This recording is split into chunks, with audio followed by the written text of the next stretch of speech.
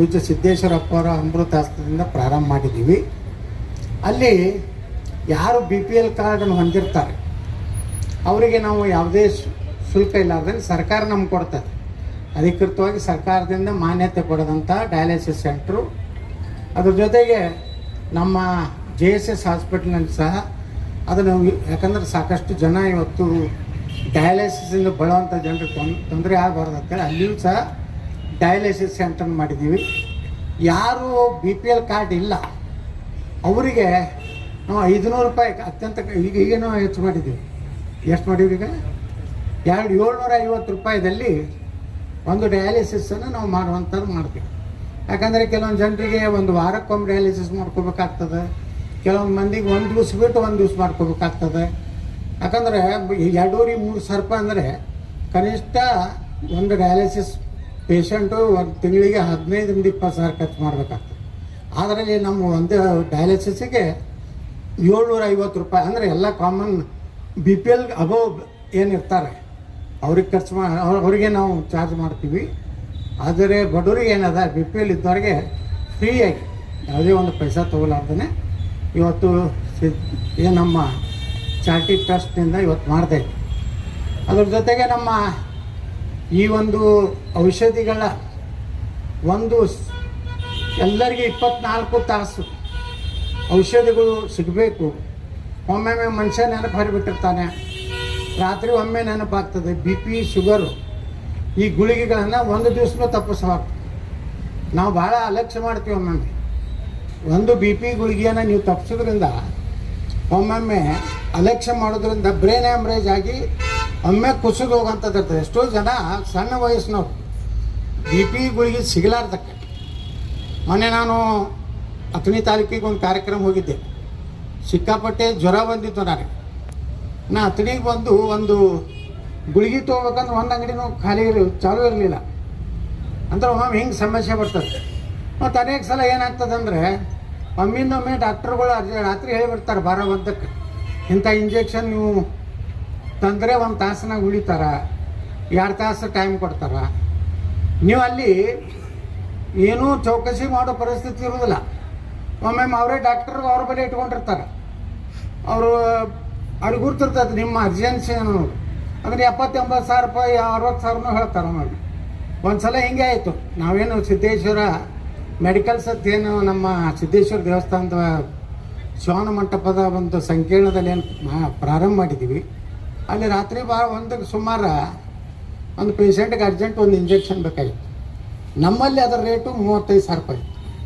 ಅದೇ 6 ಡಾಕ್ಟರ್ ಬಲ್ಲಿ ಇದ್ದವರು 70 ಸಾವಿರ ರೂಪಾಯಿ ಹಾಕಿದ್ವಿ. ನಮ್ಮಲ್ಲಿ ಎನ್ಕ್ವೈರಿ ಮಾಡಿದ್ರು, ನಮ್ಮಲ್ಲಿ ಇತ್ತು, ನಾವು ಕೊಟ್ಬಿಟ್ಟಿವಿ.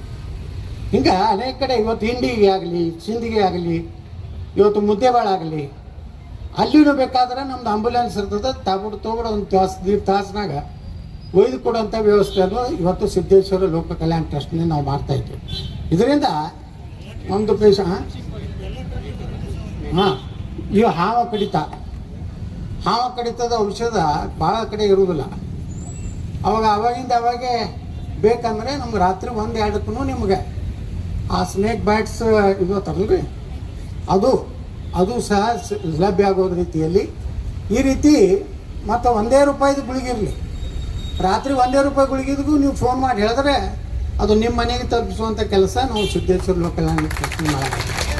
ಅದಕ್ಕೆ ನಮ್ಮ ಡಾಕ್ಟ್ರ್ ಹೇಳ್ದಂಗೆ ಯಾವುದೇ ಎಕ್ಸ್ಟ್ರಾ ರೊಕ್ಕ ತಗೋದಿಲ್ಲ, ಯಾವುದೇ ಇಲ್ಲ. ಇದೊಂದು ಸೇವೆ. ಇದ್ರ ಜೊತೆಗೆ ಇನ್ನೊಂದು, ನಾವು ಏನು ಅಯೋಧ್ಯೆ ರಾಮ ಮಂದಿರ ನಿರ್ಮಾಣ ಟೈಮ್ನಲ್ಲಿ ಒಂದು ಯೋಜನೆ ಮಾಡಿದ್ದೀವಿ. ಏನಪ್ಪ ಅಂದ್ರೆ ಅವತ್ತು ಯಾರು ರಾಮ ಮಂದಿರ ಉದ್ಘಾಟನೆ ದಿವಸ ಯಾರು ಡೆಲಿವರಿ ಆಗ್ತದೆ ಅವ್ರಿಗೆ ಎಲ್ಲರಿಗೂ ಫ್ರೀಯಾಗಿ ಹೆರಿಗೆ ವ್ಯವಸ್ಥೆ ಮಾಡಿದ್ವಿ. ಈಗ ಅದನ್ನು ನಾವು ಕಂಟಿನ್ಯೂ ಏನು ಮಾಡಿದ್ವಿ ಅಂದರೆ, ಯಾರೇ ಯಾವಾಗಲೇ ಡೆಲಿವರಿ ಹೆಣ್ಣು ಹುಟ್ಟಿದ್ರೆ 100% ಉಚಿತವಾದಂಥ, ನಾವು 1 ರೂಪಾಯಿನೂ ಔಷಧದ್ದು ತೊಗೋದಿಲ್ಲ, ಗುಳಿಗೆದು ತೊಗೋದಿಲ್ಲ, ಹಾಸ್ಪಿಟಲ್ ಚಾರ್ಜನ್ನು ತೊಗೋದಿಲ್ಲ. ನೇಣೆ ಮಾಡಿದ್ವಿ. ಒಂದು ಹೆಣ್ಣು ಹುಟ್ಟಿದವರಿಗೆ ಫ್ರೀ, ಮತ್ತು ಗಂಡು ಹುಟ್ಟಿದವ್ರಿಗೆ ರೊಕ್ಕ ಕೊಡಬೇಕು. ಎಲ್ಲ ಪೂಕಟ್ಟು ಅಂತ ಆಗೋದಿಲ್ಲ. ಅದಕ್ಕೆ ಚಾನ್ಸ್ ಹಂಗಿದ್ದಾಗ ಹೆಣ್ಣು ಹುಟ್ಟಾಗ ಅಟ್ಟಾರೆ ಅವಾಗರೇ ಡೆಲಿವರಿ ನಮ್ಮಲ್ಲಿ ಮಾಡಿಸೋದು ಕೇಳ್ಕೊತೀವಿ. ಅದಕ್ಕೆ ಈ ರೀತಿ ಇದ್ರ ಜೊತೆಗೆ ಈಗಾಗಲೇ ನಮ್ಮ ಬಿ ಎಸ್ ಪಾಲ್ಟ್ರಿ ಹೇಳ್ದಂಗೆ ನಾವು ಮೆಡಿಕಲ್ ಕಾಲೇಜನ್ನು ಮಾಡಬೇಕು ಅನ್ನೋಂಥದ್ದು ನಿರ್ಣಯ ಮಾಡಿದ್ವಿ.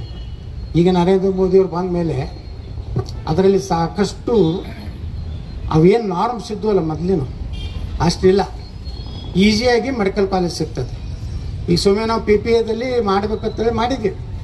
ಅದು ಪಿ ಪಿ ಎಕ್ಕಿಂತ ಇದು ನಮ್ಮದೇ ಕಂಟ್ರೋಲ್ ಇರ್ತದೆ. ಆ ಪಿ ಪಿ ಎ ಅಂದ್ರೆ ಅರ್ಧ ಸರ್ಕಾರದ್ದು ಅವ್ರದ್ದು ಅರ್ಧ ಮಾತು ಕೇಳಬೇಕು, ನಮ್ದು ಅರ್ಧ ಮಾತು ಕೇಳಬೇಕು.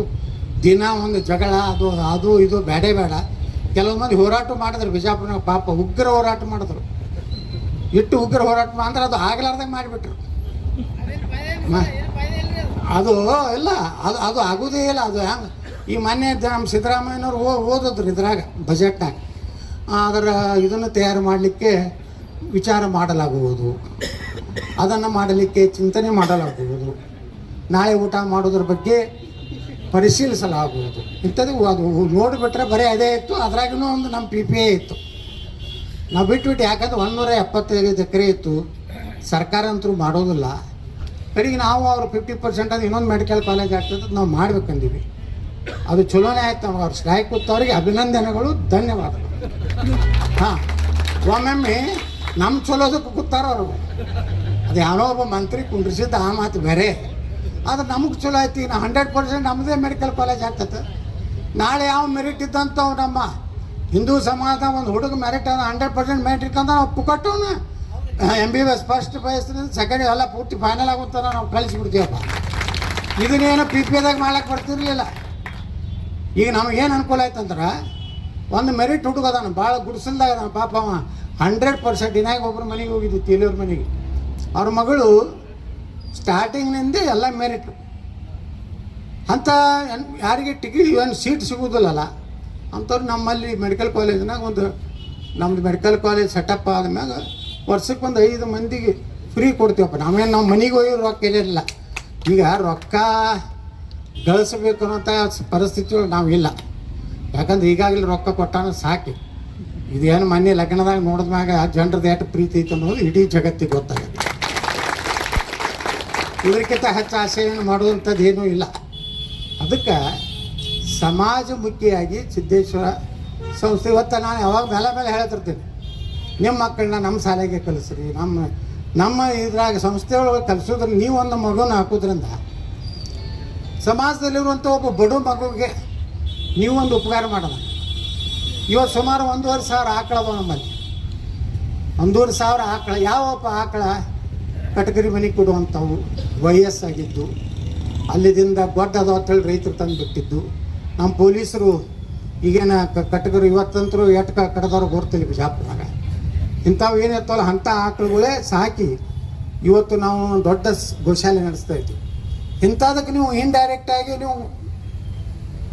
ನೀವು ಉಪಕಾರ ಮಾಡೋದಂಗೆ ಒಂದು ಸರಿ ನಮ್ಮ ಸಂಸ್ಥೆ ನಿಮ್ಮ ಮಕ್ಕಳನ್ನ ನಮ್ಮ ಸಂಸ್ಥೆ ಶಾಲೆಗೆ ಹಾಕಿದ್ರಂದ್ರೆ ಅದು ಬರೋ ಆದಾಯ ನನ್ನ ಮನೆಗೆ ಬರೋದಿಲ್ಲ, ಸಂಘ ಸಜ್ಜನವ್ರ ಮನೆಗೆ ಬರೋದಿಲ್ಲ, ನಮ್ಮ ಕುಲಕರ್ಣಿ ವಕೀಲರ ಮನೆಗೆ ಬರೋದಿಲ್ಲ.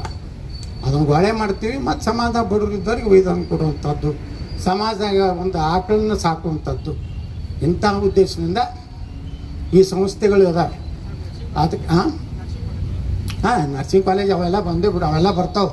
ಮೆಡಿಕಲ್ ಕಾಲೇಜ್ ಬರ್ತಂದ್ರೆ ಅದ್ರ ತಳಗೆ ಅವೆಲ್ಲ ಅವು ಏನು ಪ್ಯಾರಾಮೆಡಿಕಲ್ಸ್ ಏನು ಅದಾವಲ್ಲ ಎಲ್ಲನೂ ಒಂದು ದೊಡ್ಡ ಹೆಂಗಂದ್ರೆ ಈ BLD ಮೆಡಿಕಲ್ ಕಾಲೇಜ್ ಹೆಂಗೆ ದೊಡ್ಡದೊಂದು ಸಂಸ್ಥೆ ಆಗಿದೆ, ಹಾಗೆ ನಮ್ಮದು ಸಿದ್ದೇಶ್ವರ ಲೋಕಲ್ ಆ್ಯಂಡ್ ಒಂದು ವೈದ್ಯಕೀಯ ಇವತ್ತು ನಾವು ಅಗ್ರಿಕಲ್ಚರ್ ಕಾಲೇಜ್ ಮಾಡ್ಲಕತ್ತೀವಿ. ವೆಟರ್ನರಿ ಕಾಲೇಜ್ ಅಪ್ಲೈ ಮಾಡಿದ್ದೀವಿ.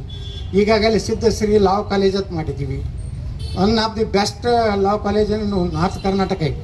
ಯಾರು ನಾ ಹೇಳ್ತಾ ಇಲ್ಲ, ನಮ್ಮ ಶಾಲೆ ಕಾಲೇಜಿಗೆ ಇನ್ಸ್ಪೆಕ್ಷನ್ ಬಂದಿದ್ರು. ರಾಣಿಬೆನ್ನೂರದವ್ರು ಒಬ್ಬರು ಪ್ರಿನ್ಸಿಪಾಲ್ರು ಬಂದಿದ್ರು ಲಾ ಕಾಲೇಜ್ನವ್ರು.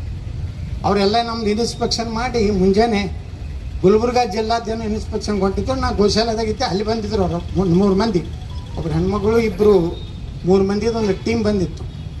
ಮುಂಜಾನೆ ನಾನು ಗೋಶಾಲೆದಾಗ ಗೊತ್ತಾಗ ಅವ್ರು ಹೇಳಿದ್ರು, ಸರ್ ಇವತ್ತು ನಮ್ಮದೇ ಒಂದು ರಾಣಿಬೆನ್ನೂರ್ನಾಗ ಲಾ ಕಾಲೇಜ್ ಐತಿ, ನಿಮ್ಮಟ್ಟು ಇನ್ಫ್ರಾಸ್ಟ್ರಕ್ಚರ್ ನಾವು ಮಾಡಿಲ್ಲ. ಒಬ್ಬರು ಜಡ್ಜ್ ಬಂದಿದ್ರು ಒಂದು ಫಂಕ್ಷನ್ಗೆ.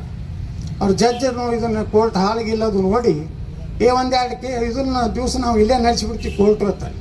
ಹಂಗೆ ಆ ಮಾಡೆಲಾಗಿ ನಾವು ಮಾಡಿ ಸುಮ್ಮನೇನೋ ರೊಕ್ಕ ಗಳಿಸ್ಬೇಕು, ಏನೋ ಫೀ ತೊಗೋಬೇಕು, ಈ ಉದ್ದೇಶ ಇಲ್ಲ. ಅದೇ ಉದ್ದೇಶದಿಂದ ಇದನ್ನು 24 ತಾಸು ಅಲ್ರಿ, ಇದು 24 ತಾಸು ಸೇವೆ ಕೊಡುವಂಥ ಒಂದು ಸಿದ್ದೇಶ್ವರ ಮೆಡಿಕಲ್ಸ್ ಇಲ್ಲಿ ಪ್ರಾರಂಭ ಆಗಿದೆ. ಇಲ್ಲೆಲ್ಲ ಸುತ್ತಮುತ್ತಲ ಜನರಿಗೆ ರಾತ್ರಿ ಯಾವಾಗ ಬಂದರೂ ನಿಮ್ಗೆ ಔಷಧ ಸಿಗಬೇಕು, ನಿಮ್ಗೆ ಗುಳಿ ಸಿಗಬೇಕು, ಮತ್ತು ಮ್ಯಾಕ್ಸಿಮಮ್ ಡಿಸ್ಕೌಂಟ್ ಏನದ 20%ವರೆಗೆ ಯಾವ್ಯಾವುದಕ್ಕೆ ಎಷ್ಟು ಕೊಡ್ಲಿಕ್ಕೆ ಆಗ್ತದೆ ಅದನ್ನು ಕೊಡುವಂಥ. ಮತ್ತೇನು ಕೆಲವೊಂದು ಏನು ಮಾಡ್ತಾರೆ, ದೊಡ್ಡ ದೊಡ್ಡ ಶಾಪ್ನವರು ತಮ್ಮದೇ ಒಂದು ಬ್ರ್ಯಾಂಡ್ ಮಾಡ್ಕೊಂಡ್ಬಿಟ್ಟ. ಅವು ಹೆಂಗೆ ಬ್ರ್ಯಾಂಡ್ ಅಂದ್ರೆ ಅದು ಹೇಳಿಬಿಟ್ರೆ ನೀವು ಗಾಬರಿ ಆಗ್ತೀರಿ, ನಾವು ಗಾಬರಿ. 10 ಪೈಸೆ ಉಳಿಗೆ ಅವ್ರು ₹1 ಮಾರ್ತಾರೆ. ಆ ಬ್ರ್ಯಾಂಡ್ 10 ಅದ್ರ ಕಿಮ್ಮತ್ತು ಎಟ್ಟಿರ್ತದೆ 10 ಪೈಸೆ.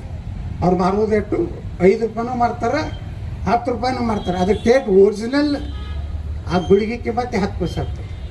ಅದಕ್ಕೆ ಪ್ರಧಾನಮಂತ್ರಿಗಳು ಈ ಪ್ರಧಾನಮಂತ್ರಿ ಏನು ಇದು ಮಾಡ್ಯಾರಲ್ಲ ಜನೌಷಧಿ, ಪ್ರಧಾನಮಂತ್ರಿಗಳು ಮಾಡಿದಂಥದ್ರ ಉದ್ದೇಶನೂ ಅದೇ.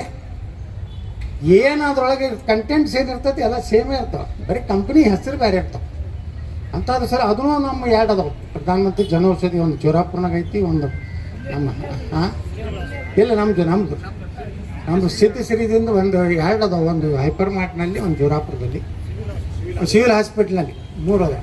ನೋಡ್ರಿ, ಆ ಸಿವಿಲ್ ಹಾಸ್ಪಿಟ್ಲ್ ನಮ್ದು ಕಿತ್ತಿಸ್ಬೇಕಂತೇಳಿ ರಾಜ್ಯ ಸರ್ಕಾರದವ್ರು ಈ ರಾಜಕಾರಣ ಮಾಡುವಷ್ಟು ಎಷ್ಟು ಹೊಲಸಾಗಿತ್ತಂದ್ರೆ ಅದರಿಂದ ಏನು ಆ ಸಿವಿಲ್ ಹಾಸ್ಪಿಟ್ಲ್ನಾಗಿರೋ ಎಲ್ಲ ಕರ್ನಾಟಕದಲ್ಲಿರುವ ಸರ್ಕಾರಿ ಆಸ್ಪತ್ರೆಯಲ್ಲಿರುವ ಪ್ರಧಾನಮಂತ್ರಿ ಜನೌಷಧಿ ತೆಗೆದು ಹಾಕ್ಬೇಕಂತೇಳಿ ಈ ರಾಜ್ಯ ಸರ್ಕಾರ. ಯಾಕಂದ್ರೆ ಮೋದಿ ಫೋಟೋ ಐತತ್ತ ಇಂಥ ನಾಲಾಯಕರದ ನಾವು ಬರೀ 10 ಹೊಟ್ಟರೆ ಗಾಂಧಿ ನೆಹರು ಮೂರ್ತಿನೇ ನೋಡ್ಬೇಕು.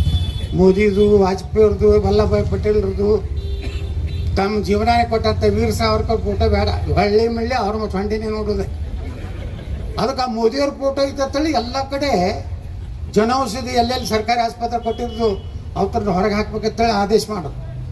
ಮೊನ್ನೆ ಹೈಕೋರ್ಟ್ನಾಗ ಚೀಮಾರಿ ಹಾಕ್ಸ್ಕೊಂಡ್ರು.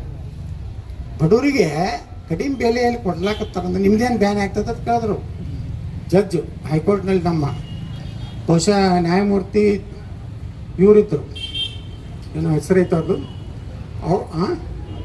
ನಾಗಪ್ರಸನ್ನ ಸಾಹೇಬ್. ಹಿಂಗೆ ಕೇಳೋರು, ಏನಪ್ಪ ನಿಮಗೇನು ತೊಂದರೆ ಹೇಳ್ರಿ, ನಿಮಗೆ ಬಡವರಿಗೆ ಈಗ ಒಂದು ಏನು ಡಾಕ್ಟರ್ ಬರೀತಾರಲ್ಲ, ಈಗ ಭಾಳ ಈಸಿ ಐತ್ರಿ. ಒಂದು ಕಂಪ್ಯೂಟರ್ನಾಗ ಈ ಕಂಟೆಂಟ್ಸ್ ಇದ್ದು ಗುಳಿಗಿದು ಇದು ಬರೆದ್ಬಿಟ್ರೆ ಅದ್ರ ತಳಗೆ ಎಷ್ಟು ಕಂಪ್ನಿಯವ್ರು ಆ ಗುಳಿಗೆ ತಯಾರು ಮಾಡ್ತಾರೆ ಒಂದು ಇದನ್ನೇ ಬಂದ್ಬಿಡ್ತದೆ ಲಿಸ್ಟೇ. ನೀವು ಯಾವ ಗುಳಿಗೆ ಕಂಪ್ನಿ ತೊಗೊಂಡ್ರು ಸಹಿತ ಕಂಟೆಂಟ್ಸ್ ಸೇಮ್ ಇರ್ತದೆ. ನಮಗೆ BP ಐತಂದ್ರೆ BP ಕಡಿಮೆ ಆಗೋದು ಬೇಕಾಗಿತ್ತು, ನಮ್ಗೆ ಹಿಮಾಲಯನೇ ಬೇಕು, ನಮಗೆ ಯಾವ್ದು ಅಪೋಲೋನೇ ಬೇಕಂತೇನಿಲ್ಲ. ನಮಗೆ ಕಡಿಮೆ ಆಗಬೇಕಾಗಿದ್ದು ಯಾವುದು, ನಮ್ಮ BP ಕಂಟ್ರೋಲ್ ಇರಬೇಕಾಗಿ. ಅದಕ್ಕೆ ಮೋದಿಯವ್ರು ಮಾಡೋಕ್ಕಿಂತ ಅವರಿಗೆ ಸಲಹೆ ಕೊಟ್ಟವ್ರು ಯಾರಂದ್ರೆ ಅನಂತಕುಮಾರ್. ಯಾಕಂದ್ರೆ ಅನಂತಕುಮಾರು ಇದರ ಮಂತ್ರಿ ಇದ್ದರು. ನಾನು ಯಾಕಂದ್ರೆ ಅನಂತಕುಮಾರ್ ಮಂತ್ರಿ ಇದ್ದಾಗ ಇದ್ರ ಬಗ್ಗೆ ಚರ್ಚೆ ನಡೆದಿತ್ತು. ಇದನ್ನು ಮೋದಿಯವ್ರಿಗೆ ಅವರು ಕನ್ವಿನ್ಸ್ ಮಾಡಿದ್ರು.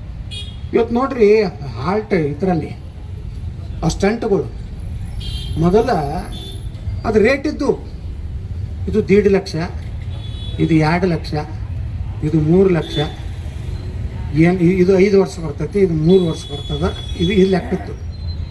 ಈಗ ಅನಂತಕುಮಾರ್ ಅವ್ರು ಬಂದ ಮ್ಯಾಗ 50,000, 1 ಲಕ್ಷ ಇಟ್ಟು ಅದಕ್ಕೊಂದು ರೇಟ್ ಫಿಕ್ಸ್ ಮಾಡಿದ್ವಿ. ಇಟ್ಟರಾಗೆ ನೀವು ಮಾರ್ಬೇಕತ್ತ.